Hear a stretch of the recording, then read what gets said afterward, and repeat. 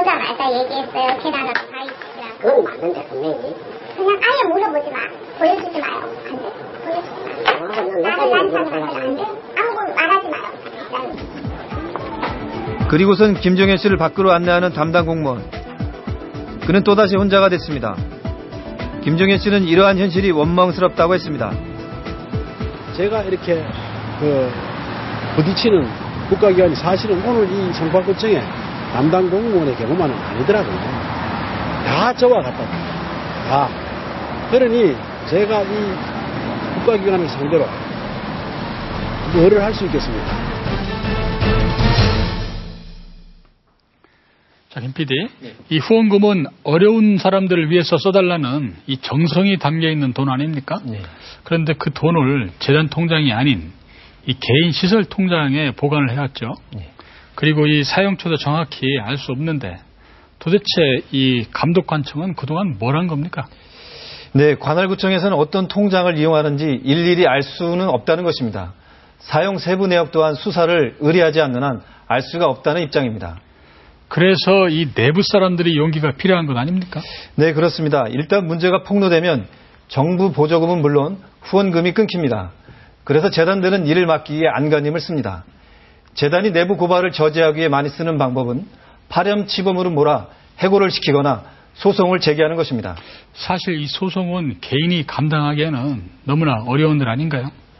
예, 그렇습니다. 일단 재판 기간이 길고 비용이나 심적 압박 때문에 이중의 고통을 겪는 경우가 대부분입니다. 내부 고발자를 보호하기 위한 보다 강력한 대책이 필요한 것도 이 때문입니다. 꼭 이렇게 내부 고발을 안 하더라도 내부적으로 이 투명하게 경영을 하면 되는데 이것이 불가능한 건가요? 네, 그렇지는 않습니다. 이사회나 감사기구가 철저히 감시 감독하는 것입니다. 3년 6개월 전 추정 60분 제작진은 대구의 한 재활원 비리를 고발한 적이 있습니다. 방송 후 재활원의 분위기가 완전 바뀌었다고 합니다. 무엇이 이런 변화를 만든 것인지 들여다봤습니다. 지난 2005년 재단 비리로 몸살을 앓았던 한 장애인 복지시설. 원생들이 믿기 어려운 증언들을 쏟아냅니다. 여기서 다쳤어요. 어떻게 다쳤어요? 여기 오래돼가지고 이거 망치를 두드려가지고 안 그랬어요. 뜯으면 굳어서 발로 차가지고 안 그랬어요. 이게 다 그랬어요. 물건 세포층으로 강제 노동에도 시달렸습니다. 재활원에서 차로 10분 거리에 있는 가축 농장에 끌려가 개와 염소를 사육한 것입니다. 개 사육장 바로 옆에 있는 숙소입니다. 가축 사육에 동원된 장애인 원생들이 묵었던 이곳은 도배조차 돼 있지 않았고 겨울이면 밤마다 추위에 떨어야 했습니다. 추웠어. 원생들이 식사는 인근 초등학교에서 남은 음식을 얻어와 해결했고 음식 재료비는 재단에서 빼돌렸습니다. 심지어 장애인 원생들의 개인 통장에까지 손을 댔습니다. 당시 이곳 원생들의 참혹한 현실은 재활원 교사들의 내부 고발로 비로소 세상에 알려졌습니다. 그거 지금 있는 그 돈만이라도 투명하게 사회복지 대한민국에 있는 사회복지 시설마다 투명하게 쓰인다면은 그게 전부 다 10배, 100배 효과가 있다고 봅니다. 당시 재단 이사장의 집입니다. 그는 빼돌린 돈으로 최고급 승용차를 타며 호의호식하는 사회복지 재벌이었습니다.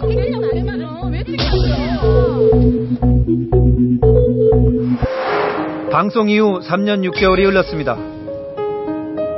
입구에서부터 환한 표정의 원생들이 취재진을 반갑게 맞아줍니다.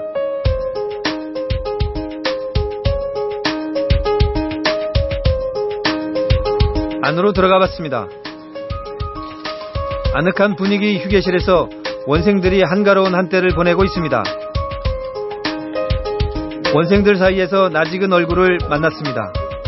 2005년 당시 원장에게 폭행당했었던 이 씨입니다. 일도 하고 그러니까 그래도 다쳐가지고 원장님이 그래가지고 그래도 많이 나아졌어요. 이때 이게 이제 그때 다치신 거죠? 예. 예, 손하고요. 예, 손하고. 이 씨는 난생 처음 자기 이름의 통장도 있다고 자랑합니다. 이게 통장이세요? 예. 얼마 들어있으세요? 100만 원 조금 넘게 있어요. 아, 여기 그러니까 109만 원. 손수건 개는 일로 한 달에 5만 원을 번다고 했습니다. 내가 한 손으로 벌어가지고 이래가지고 모으니까 내 기분이 좋죠. 얼마 전 리모델링을 마친 숙소는 과거와는 비교할 수 없을 만큼 깨끗해졌습니다. 3년 전에는 속옷까지 여럿이 함께 입어야 했지만 이제는 방마다 번듯한 개인 사물함까지 생겼습니다. 이곳은 원생들에게 가장 인기 있는 장소입니다. 장애인 스스로가 운영하는 매점입니다. 재활원 안에 자리한 이 매점은 이용하는 손님도 물건을 파는 사장님도 모두가 재활원 식구들입니다. 예전에는 일을 하고도 돈 한 푼 받지 못했지만 이제는 일한 만큼 돈을 받고 한 푼 두 푼 돈을 모으면서 자신의 꿈도 키워가고 있습니다. 고통스러웠던 공간이 꿈을 키워주는 공간으로 달바꿈한 것입니다. 그리고 이런 과정을 통해 돈 버는 방법뿐만 아니라 사람들과 함께 사는 법을 배워나간다고 했습니다. 시설에 계시면서 이런 거를 경험하고 생활하시다가 이제 언젠가는 밖으로 나가셔서 이제 자립 생활을 하실 수 있도록 그런 걸 이제 조금씩 계속 지속적으로 이제 훈련하고 이제 그렇게 연습하고 있습니다. 원생과 교사 대표들이 한 곳에 모였습니다. 2008년 7월 17일 제6회 대표자회의를 시작합니다.